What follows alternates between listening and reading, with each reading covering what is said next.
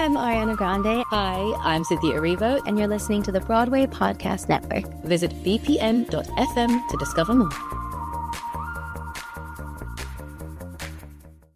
Hello, I'm Molly Griggs, and welcome to the Theater Podcast with Alan Seals.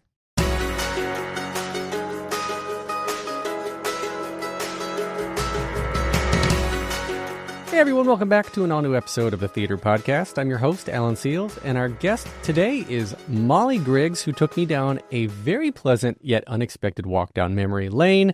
I sat down with her and we quickly discovered that we basically grew up just miles apart in North Carolina without ever knowing it. And then what followed was a conversation full of Southern nostalgia, shared MerleFest memories, and some honest reflection about what it means to grow up in a place you can't wait to leave, and then find yourself loving it all over again.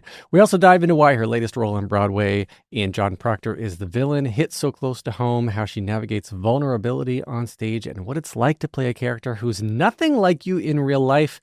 It's just a heartfelt, funny, and surprisingly therapeutic chat, and I can't wait to share it with you. So make sure to follow me on social media for all of the latest updates. Don't forget to watch the video version of this episode on Spotify or Patreon.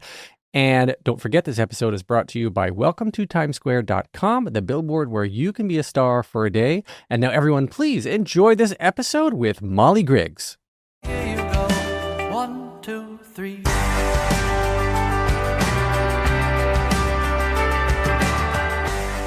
Today's guest is a versatile performer whose work spans both the stage and screen. On Broadway, she captivates audiences as Bailey Gallagher in John Proctor is the Villain, and previously stepped into the role of Minnie Fay in Hello, Dolly! Television viewers may recognize her from appearances in series like Succession, Servant, and Dr. Death, and most recently, she is now starring in the role of Lily Schumacher, the one you love to hate, the White House social secretary in Netflix's political murder mystery, The Residence. Molly Griggs, welcome to the Theater Podcast. Hi, so exciting to be here. I can't believe I want to talk about the end of The Residence, but I can't because there's so many people that haven't seen it.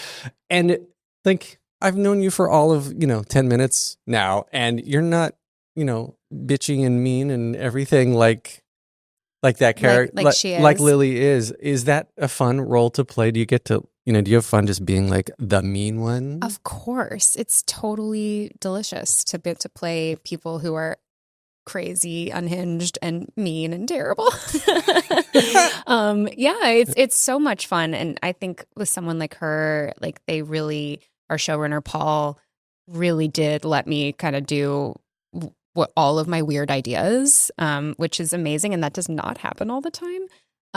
So I had a really wonderful time doing that. I was really able to be as expansive and strange as I wanted to be, while kind of getting to wear all of her armor, the amazing pink dress and the nails and the hair and the makeup. It really was like I got to feel totally transformed because of the way that she was dressed and styled.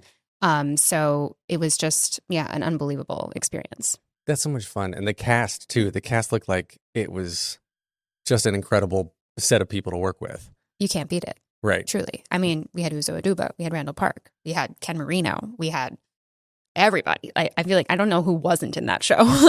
Ken's been one of my favorite actors since Children's Hospital. Did you ever watch that show? No, but I watched Party Down and the other two.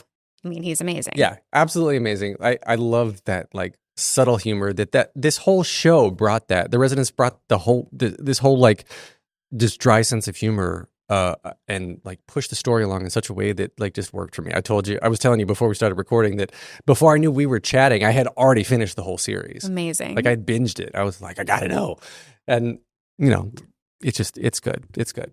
So everybody who hasn't seen it, Netflix, The Residence. All episodes are out. Go get it. Go get it. It is amazing. And you were saying that you were started out in musical theater though. Yes. So let's back up to Little Malls. Little Molly. Yeah, Little Malls. I grew up mostly in Fayetteville, North Carolina. Do you know Fayetteville? I'm from Wilkesboro. You're from Wilkesboro? Boomsies. Are you kidding me? I am not. Okay, wow. That's amazing. So you know what Fayetteville's like. I know what Fayetteville's like. Fayetteville is special and a strange place. it's like a military town, but then it has this really like deep history of like people who've like been there for a really long time. It's a very like diverse place, but also a very like segregated place. It's really strange. Very. And kind of beautiful and amazing. And there's lots of like rich culture there.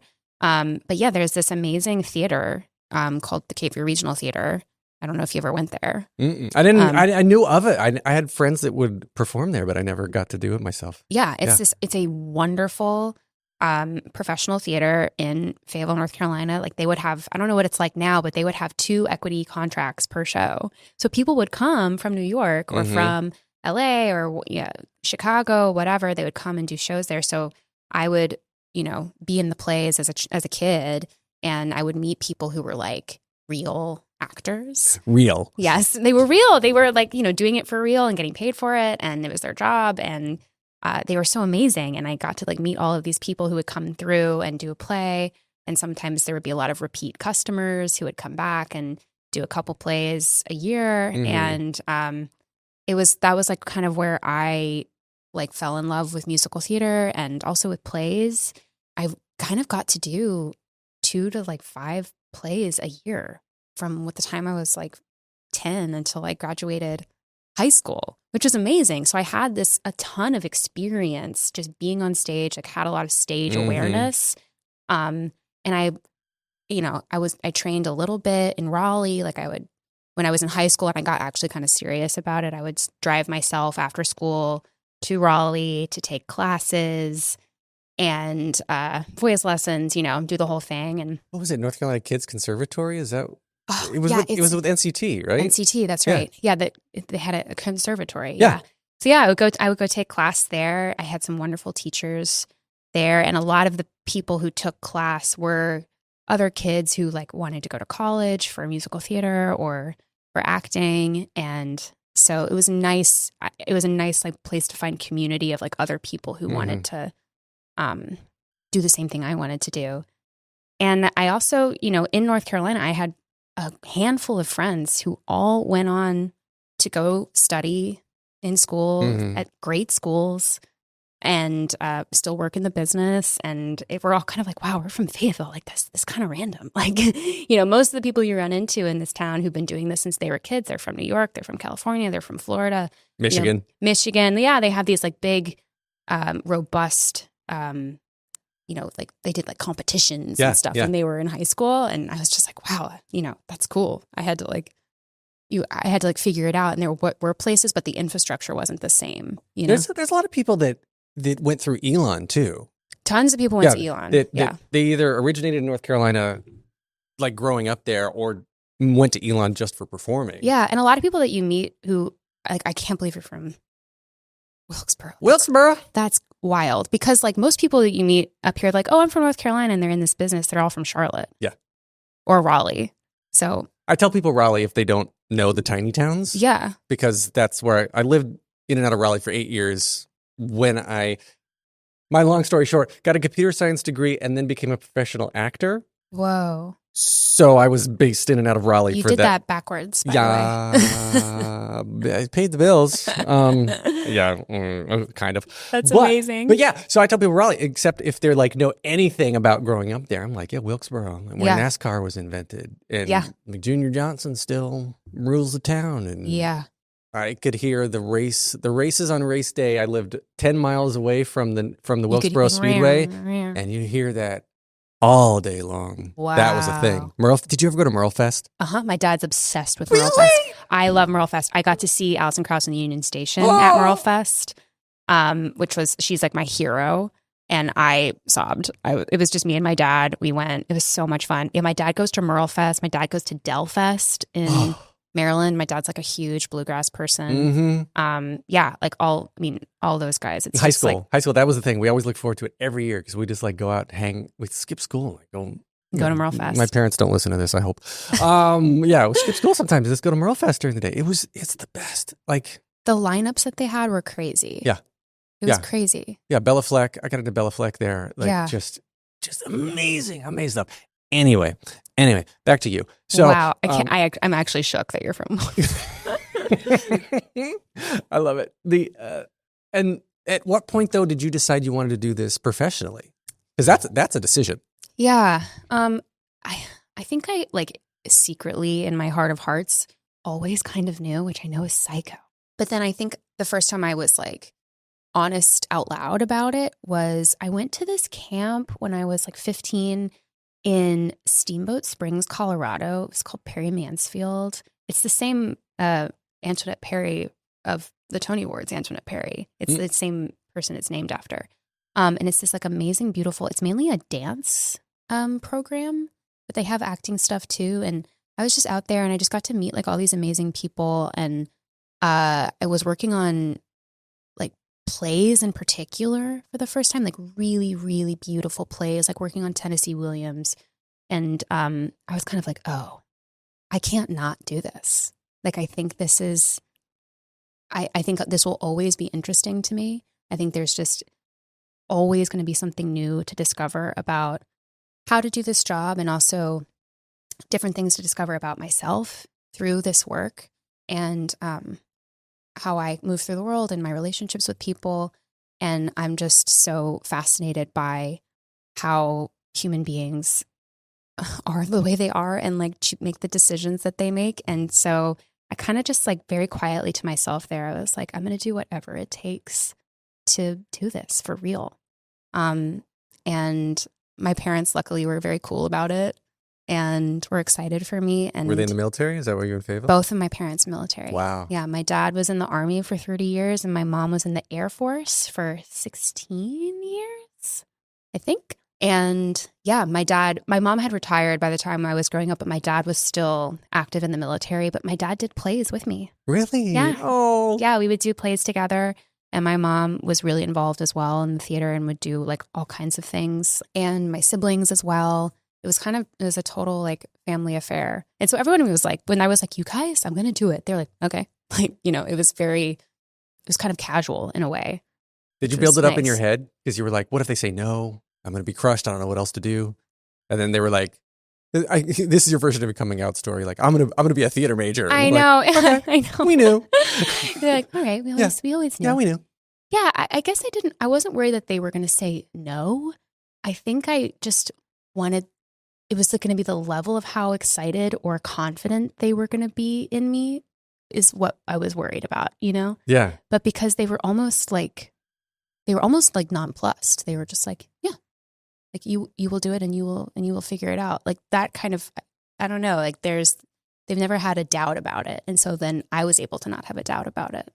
So very sweet. Oh, well then when you're getting older older as in like college age, and you're diving into this, then do you at one point have to decide between straight plays, musical theater, or TV film, or is it all just general, like, I'm learning how to get in touch with myself?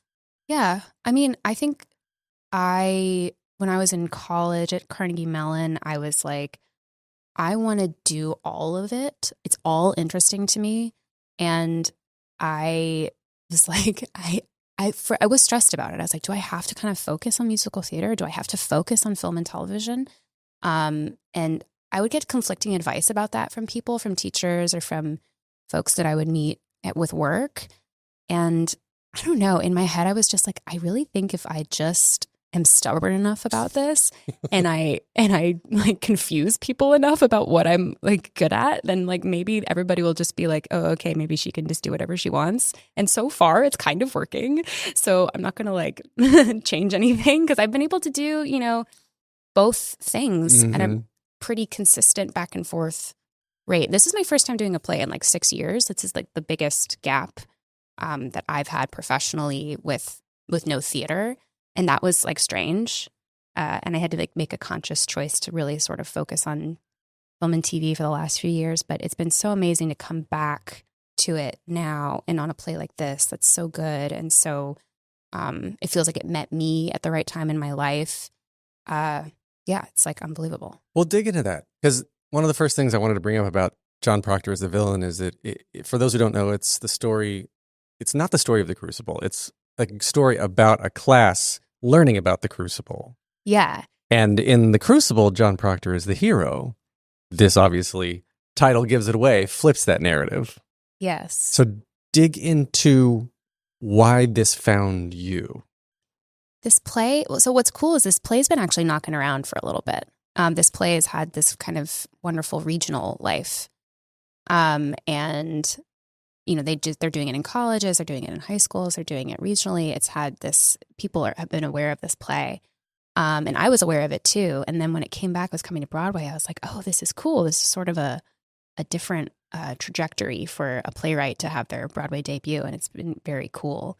But yes, sorry, to answer your question earlier, it's adaptation is almost the wrong word. It's not an adaptation of The Crucible, but it's a reimagining of the themes and the archetypes that are found in The Crucible through the lens of this rural high school in Georgia in the winter of 2018 in the wake of Me Too.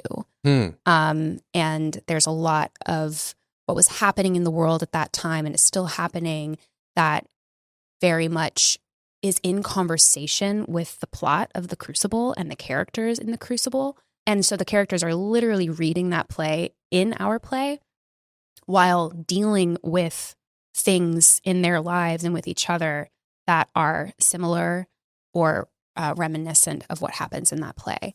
And it's aware of itself in that way.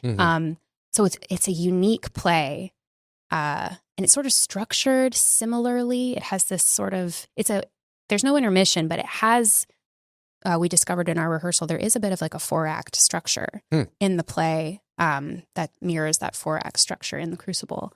And there's a lot of like a character and archetypical overlap, which is so fun.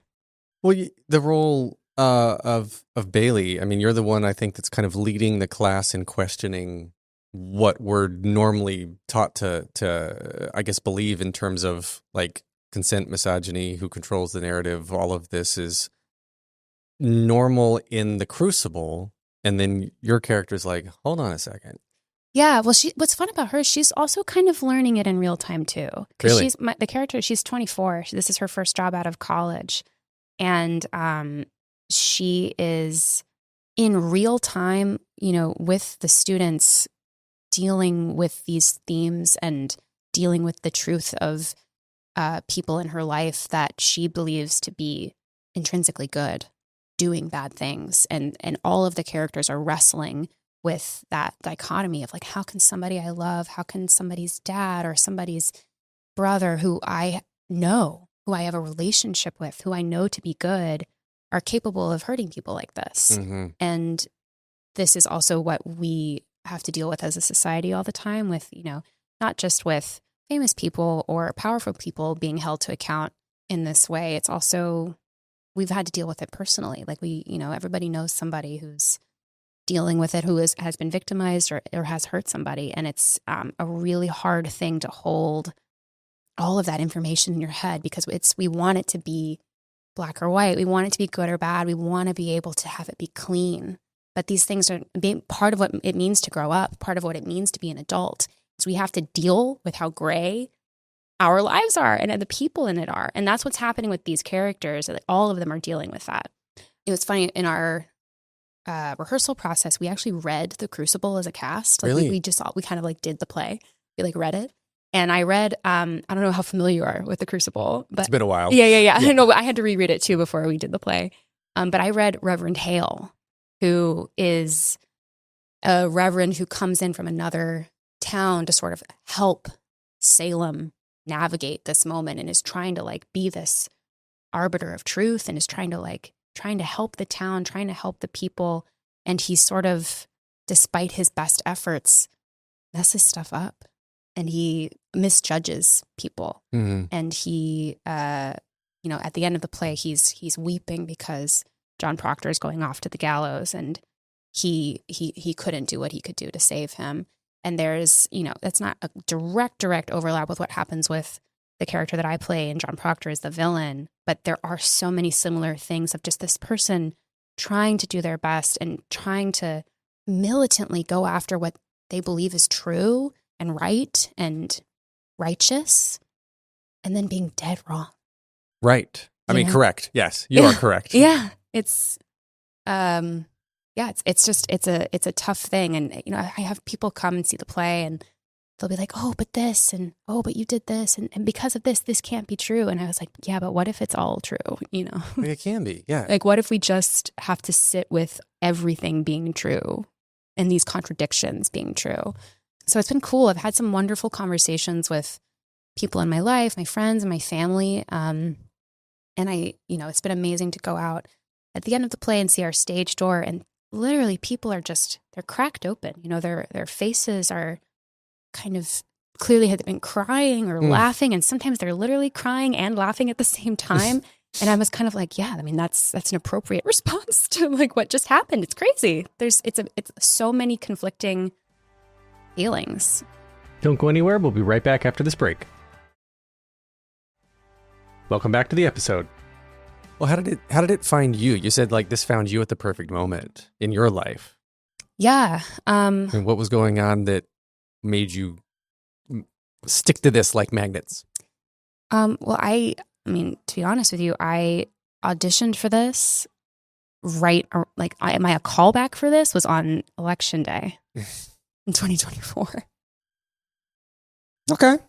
So, you know, I mean, it quite literally like found me when it became clear what was going to happen and the grief that I was feeling and that a lot of people in my life were feeling, to be able to say these words and to also very specifically, you know, like I said, I'm a fellow Southerner, and to do this play that's set in North Georgia with people who have these accents that, you know, a lot of times are villainized and are made to they're I feel like they're shrunk to a kind of archetype, which is not fair, because everybody is everywhere. All kinds of people live everywhere. You know, there's smart people, there's generous people, there's dumb people, there's all kinds of people live everywhere. And so it was really meaningful to me as a woman who grew up in the South to play a Southern character who is highly emotionally intelligent.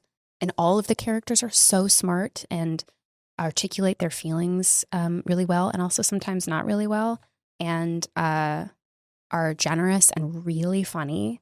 That just felt like a return home. And it was the first time I've read a play about a modern play about Southern characters where I was like, oh, this feels like home. Like, this feels like what my friends and I sounded like when we were growing up.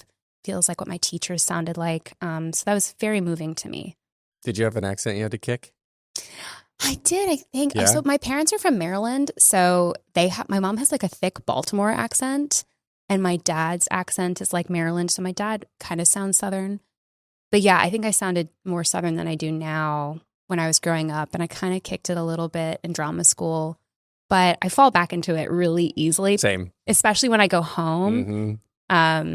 Yeah, it's just good. It's like a warm bath. It's like the coziest. I think it's such a beautiful rhythm. And those vowels are they're like little jewels. I don't know. I just think it's the most gorgeous accent. Like, I really do. I think it's great. It's a love-hate for me. And because I've had some, I moved to North Carolina when I was in the literally middle of 7th grade. It was January 7th grade. Moved middle of the school year. That's a tough time to move. It is. Tough time in the adolescence anyway, middle of the school year, all that stuff. And I came from a place where I didn't have an accent originally. I absorbed it over time. Where did you come from? Over time. Did you hear that? Over time, yeah. Where did you move from? Florida. You moved from Florida. Okay. Yeah, so there's no accent down there. There in Florida. are accents in Florida. Not a Southern accent. Not like in not certain like that. places in Florida. I was not the Panhandle. Okay. I was in Tampa-ish, Gainesville and Tampa area. Oh, my husband's from St. Pete. Really? Jeez. Wow. You're from everywhere I care about. Yes. And yeah, and I grew up because of the culture there, and I'm stereotyping, and I am conscious of that. That I was the different one, and I got made fun of, and so I put up a wall real hard because I didn't want to be like that. And so it took me a long time to separate that I'm going to be real, that accent from that behavior. Interesting. Yeah. Wow. And so, I mean, now as an older person, I'm okay with all of this now, but it took me like, I couldn't get out of there fast enough when I was in college. Yeah. Me too. I was ready to go. I wanted to get out, but now I don't know. Do you feel warmly towards it now? Like I do, because Wilkesboro, okay, Lowe's Hardware and Lowe's Foods were created there. They were founded in Wilkesboro. Oh, I didn't know that. Yeah. So the headquarters for Lowe's was in Wilkesboro. And then for reasons I don't need to get into on this podcast, the headquarters moved to Statesville. And then Wilkesboro started to die. It's been dying because Lowe's was keeping the economy going so well. Wow. And now there's the Tyson chicken plant that is still there. Tyson chicken processing capital of the country, I think. Most Tyson chicken comes out of Wilkesboro too. Fun fact.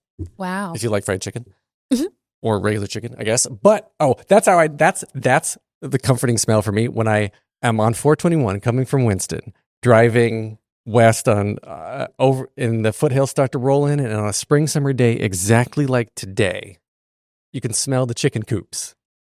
Great smell. Great smell. Hashtag sarcasm, but it is great because it reminds me of home. Oh, That's the smell that kind of reminds me of home. Is every spring when it starts to warm up, or like if you're coming in on 421, you get stuck behind a chicken truck or a pig truck. Yeah, the pig trucks. I Those remember. are terrible. Yeah, it's really intense. Anyway, so yeah, I have a love-hate with that, but there are parts of it that I'm like, ooh, that's not cool. But then other parts of it, like I could just sit and look at the mountains forever. It's insanely beautiful. Beautiful. Yeah, it's really of such a beautiful state, and it really has like so many different parts of it. Like it's totally different in the east as it is in the west, and it's a really kind of a ecologically diverse. There's mountains, there's foothills, there's It's plains, everything. there's beaches. Yeah, North Carolina. All right, well, She's pretty. She is pretty. She's very pretty. And so you've had roles like Hello Dolly, Dr. Death. You had they're all so diverse. And what attracts you to the roles that you end up accepting? If I can be really real. Be real. It's mostly just what I get offered. And I think it's been really nice that the things that I get offered are the things that I also really connected with. And I think that makes sense, right? Like if you audition for something and you're like, damn, that's me. Or damn, I really like, I know that person and I have a way into it. I can usually tell the things that I'm going to get a call back for. Really? Yeah. And it's funny because especially now with the self-tapes, like my sweet husband will do all of the self-tapes with me. Just really appreciate, shout out Sam. And he can tell too. He's like, you're going to get a call back for this. And we're usually right, which is kind of like spooky. And maybe we like manifest it. I don't know. I don't know how these things work.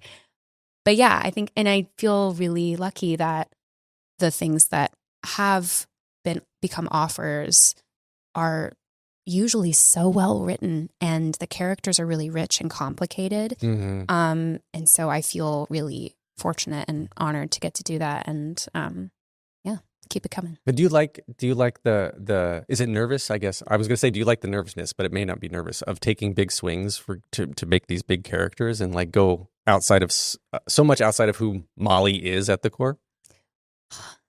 It's so much more fun than it is nerve-wracking. Sometimes I get a little bit like, I'm going to try this like really weird idea. Maybe they're going to hate it or maybe they're going to think it's amazing. I definitely do feel that sometimes. It's easier when you have the job and you're there and you just get to kind of, especially in a television job and you get to do a bunch of takes. And so you can try a bunch of different things. Mm-hmm. That's really fun. It's more nerve-wracking in like an audition setting. A lot of times if I send in a self-tape, I'll send in 2 versions. Really? Yeah, I'll just send both. If I like 2 and they're kind of different, and I'll just be like, hey, I like both of these versions. Especially if it's a casting director I know and I like, and I know is kind of into what I do usually, I'll be like, I have 2 versions of this. So whatever you think is kind of like a fun thing that you think that is going in the direction that the showrunner likes, maybe send that one. Yeah, I'm like, why not? Like, no one's going to get in trouble. Right. No one's going to get mad at you. I mean, maybe they'll be annoyed that I send in 2, but like, whatever. That's a risk I'm willing to take. Well, I guess, yeah, for the ones that you feel connected to, I mean, obviously it shows. You can go deeper into that character. Right. And it's another way of kind of showing people how you work, right? Like, because if you're like, I can send in 2 versions of this scene, it's like, I can show you what I'll do on take 1 and take 2. And then you can also, and so they know, oh, if I cut these two things together, then we'd have something really cooking, you know? Mhm. So I like doing that whenever I can. Unless they're specifically in the breakdown, like, do not send multiple takes. I'll be like, all right, whatever. I don't think I've ever seen that. Every now and then it'll come, I'll see it, and I'm like, oh, that's no fun. I usually get like casting pedestrians. If you have a car, that's a plus. Incredible. Background work. Do you know how to drive? Do you know how to drive? I have a motorcycle license. Do you? Yeah. Whoa, I guess, I mean, that makes sense. Does it? I got it in Florida. Oh, well, I guess it makes sense. Ironic. I interned in college while I was in Raleigh, interned in Fort Lauderdale. That's where I got my first bike. Oh, wow. Because I was going up A1A Beachfront Avenue. I feel like people on, it's 401, right? I feel like people are always on. 421? 421, thank you. Are always on motorcycles on that road. They're on Harleys. That's a different. I had street bike. Okay, see, I didn't know what the vibe was. Listen, I don't have a long beard. I mean, again, stereotyping. God, the South, man. I grew up in these tiny towns. I know, it's okay. It's okay. All things can be true. All things are true. All things are true. And nothing's black or white. Is that nothing's black or white? Is that how you like to approach all of your characters? Or has there ever been someone that's been so black or white on the page that you're like, all right, I'm going to play it exactly like this? Yeah, sure. I think particularly when it's like an audition for like a guest star, or it's like you have one episode and you are very clearly like your character has a function in the script. And particularly if it's like a procedural, like, you know, it's like the way that those shows are written, like those characters really have a job. So I try to hit a bullseye with that. But it's fun with like a series regular audition where, you know, a person can have, or a movie or a person has like this like kind of big arc. You want to show range. You want to show people that you do have a lot of facility, and you can play people that can experience a lot of different emotions. Then I'm like, do your weird idea, you know, or also maybe do your weird idea for the guest star too. But I think that it's funny. Like it's like the quote unquote bigger deal the audition is, I find means you have more permission to mess around. Interesting. Yeah. What's weird for you? You keep saying weird ideas, but like, what is weird? I don't know. Like I sometimes for like theater auditions too, like I'll, I don't know. I think I'm kind of a left of center person. And I think that the way I see the world is like a little strange. And so I love like, you know, because of like the way that I look and like my like type, I guess, I get sent a lot of like lawyers and people in, you know, tight clothes and high heels and that kind of thing. And I was like, oh, how can I bring kind of my like weird like gremlin version of these things to those characters? Because I think that's interesting to watch a person who's like in Lycra. So you're secretly a gremlin. I'm secretly a gremlin. Yeah. I don't think it's a secret. So don't put water on you, you'll multiply. Yes, exactly. Okay, cool. Careful. Don't feed me after midnight. So I think we just aged ourselves. Yeah. I mean, honestly, I rewatched those movies. They're incredible. I need to watch them again. They are so good. I need to watch them again. They're It's really been good. probably 20 years since I've seen a Gremlins. Yeah. Okay. I'm very going back. good. I'm going back. But yeah, I guess what I just mean is that like, I think that the way that a lot of character actors have permission to take a big swing or to do something unexpected, I really try to bring that to like these women who you wouldn't think would do those certain things. My acting teacher that I adore said to me once, he's like, everybody is capable of anything at any time. And that is a really wonderful thing to keep in mind when I'm working, because you're like, you're like, oh, this character wouldn't do this, or this person isn't capable of doing that. It's like, yes, they are. Anybody can do anything at any time. Sometimes it just takes a lot more encouragement.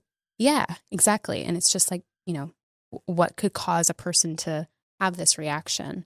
And that's when it's fun when you think about like backstory and you work on, you know, like, oh, like how did this person grow up? How are they acting the way they are? And then sometimes you'll get little jewels in the writing too that tip you off to maybe a fun idiosyncratic thing, and then I latch hard onto those things and try to like build off of that. Yeah, it's just all so fun. Well, what was it about like Lily Schumacher in The Residents, right? Like she's such a quirky, neurotic kind of character. What did you get in the audition that pushed you to that extreme? Yeah, so I think I didn't get the full script when I auditioned. It was just so do you remember in episode 3 where it's like the gingerbread house scene? Mm-hmm. That was my audition scene. Was just that whole scene where it's like Lily and her energy medium St. Pierre talking to the chief usher at the White House. Energy medium, ridiculous. Yes, sweet Taron Killam. Yes. He's unbelievable. He was so funny. I was like, oh, I'm not gonna be able to get through this. It's just too good. He was so funny. But yeah, love Taron. He is like just such a funny human being and such a generous human being too. He took me to Disneyland. It was so fun. What? He's a sweetie. Yeah. He's like, he loves Disney. And he was like, I was like, oh, I've never been to Disneyland. And he was like, what? So he's like, you're going with me. And I went with him and like 2 other friends, and it was amazing. Wow. Yeah. That's so much fun. And Jimmy Smagula. Do you know Jimmy? I know. I've never met him, but yeah, I know of him. And Bridger. Wow. Yeah, it was great. It's so much fun. That sounds like so much fun. Like Disney adults are the best adults. The best adults. I think it's so open-minded. Like it was so you're so open-minded tender. to fun and to be vulnerable and to still express who you are, like who you want to be on the inside, that as adults we still don't feel like we've reached. Totally. And I felt, to be fair, I was totally an interloper because I think it would not be accurate to call myself a Disney adult. But like I had a great time. It was so fun. I had a Dole Whip. That was transcendent. That was very good. Did you get the big turkey leg? No. The giant turkey leg? No, I got a little scared of that. I went to we took the family to Japan a few weeks ago, about a month and a half ago. Now at this point, and we went to Tokyo. So bad. It's so beautiful, beautiful. Now's the time to go. Cherry blossoms. We went to Tokyo Disney, and the food at Tokyo Disney is it amazing? It's Asian themed. They have a couple like burgers. Do they have a turkey leg? They do have the turkey leg. The big thing is churros. They have like.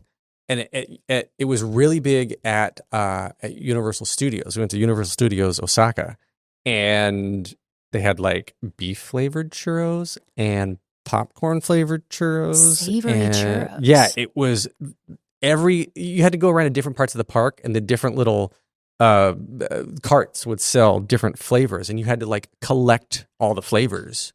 It was huge. I love it. Love it. Because it's Universal. They're promoting Wicked like crazy, and they had Wicked themed churros.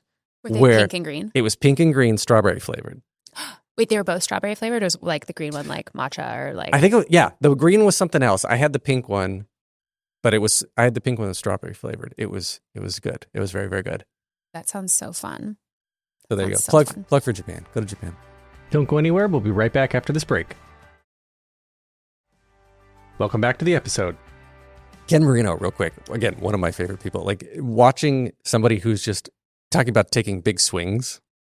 How much never made it to camera or never made it on air, got cut like with these people? Because I imagine someone like him just is going to go off the walls all the time. He really, every take was different.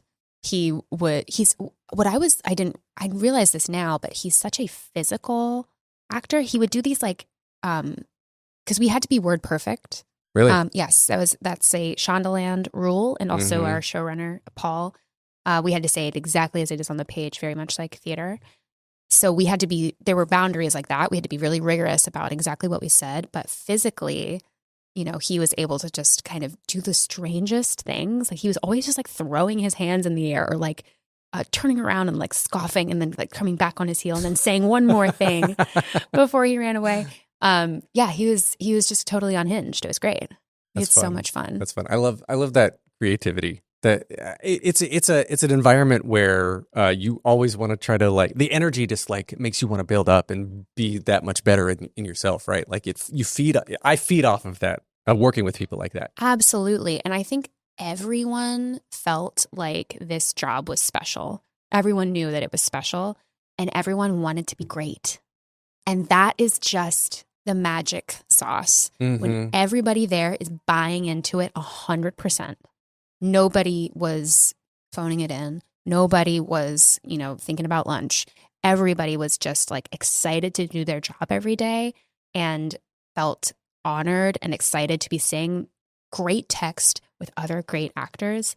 And, and Uzo Aduba really kind of set the bar for all of us. She just is such an incredible artist. She is so smart and so creative and rigorous. Like she really is such a diligent worker and just set the bar for everybody. And, yeah. And so it was kind of just like everybody was just like excited to show their work every day. It was so fun. That sounds like a lot of fun. And I guess you filmed in LA if you went to Disneyland. Yes, we were in LA. We shot it, like half of it, and then the strike happened. So we stopped. Right. And then we came back in January of 2024 to finish shooting. Wow. Oh, right. So then did you like start doing the auditions for theater during that time when you had the downtime, or like, I guess that was. It was hard, yeah, because I knew I had to go back to do the show. So it was just, I feel like a lot of things, unless it was like definitely way down the line, I couldn't really audition for stuff. Yeah. Like I didn't have the audition for John Proctor until November. Yeah. Yeah. So there was like some time after it, and having the time in between jobs is so hard. You have to kind of like figure out what to do with your day. I'm still trying to figure it out. Come do interviews. Listen, anytime. We'll come hang out anytime. But yeah, it's such a, I don't know. I feel like that's like one of the hardest things about this job is just figuring out what to do when you're not working and how not to panic. Because every single time, everybody's just like, well, this is it. Yeah. It's the end of the road. You never know. And like it's something that someone said in an interview a couple months ago was you're only as good as the last thing someone saw you in, right? So how do you break that trope? How do you break that stereotype of like saying like I can do serious, I don't have to do neurotic all the time. Totally, yeah, exactly, right. It's like trying to always reinvent yourself enough to keep it interesting for yourself because you don't want to keep doing the same kinds of parts all the time. Do you like that process, the reinvention? Yeah, I really do. I mean, I don't know. I think it's sort of very naturally coincided with whatever I'm thinking about in my life, honestly. Like whatever stuff I'm working through as a person tends to be aligned with what's required of me in a certain job, which is interesting. And I don't know which comes first, the chicken or the egg, but they always seem to kind of speak to each other. And I've talked to other actors about this. I think it's a common thing because we're so sensitive, we're so suggestible to our environment. And so, somebody, I forget who said this, like she was working on Nora in A Doll's House, and she was like, gosh, I'm just so worried about money all the time. And it's just like, well, yeah, because you're playing Nora. like right. She's worried about money too, right. So there's, I don't know. I don't really know why that really happens all the time, but it does. Are you taking part of John Proctor home with you and like Molly is changing? Because to what you just said, you don't know if it's chicken or egg. And I think I was going to say it kind of layers each other because you get a role because part or all of you speaks to the director, says you can do this, and then discovering more about who you are as a person, you put into the character, then the character comes home with you, and then that leads to the next process. So you're always changing and evolving as your individual self to lead to the natural reinvention, I think. Yeah. I think for this one, I will say I feel very exposed by this part. Really? I really do, man. I really do. It's like I kept, in the first couple weeks of rehearsal, I kept the character kind of at arm's length because I felt safer that way. And Danya, our director, was really so, she just kept coming up to me and being like, you need to bring Molly to this. You need to bring yourself to this. It's going to be uncomfortable. It's going to be spooky, but it's worth it. And so I was so weirdly resistant to that. I think probably coming from playing Lily Schumacher, which is far from me. Yeah. There's a certain safety in that when you're like, oh, this is kind of far away from who I am as a person, but to really sort of allow the tender, like embarrassing parts of yourself to be exposed in a play in front of people in real time is intense. And that was a process for sure. And I kind of, I don't know, I was sort of like kicking and screaming about it for a bit. But now I feel like I'm on the other side of it, and I've found it to be pretty rewarding and healing too. Right. I think there's a lot of my younger self in this part, a lot of myself in my early 20s. And, she has all these blunders that I think turn the audience is not on her side in the beginning because of the mistakes that she makes. And there's no spoilers, but the first scene that my character's in, she's talking to the students, the girls, they want to start a feminism club. And my character's like, it's not the right time. It's like, the community is kind of suffering. This is like, it's a sticky subject right now. It's not good. And me and Miss Gallagher can see how disappointed the girls are in real time. And I go off stage and I cry every time I do that scene, because it's just like, I realize I let them down, and she's realizing she lets them down. And there's just something so intense about that. And I just, now that I'm in the rhythm of it, I can kind of weather that. But just getting to that place for me was a little hard. And I think that's been a particularly rewarding part of this process, was to challenge myself in that way. Was it like a part of you that you didn't want to deal with or didn't want to confront?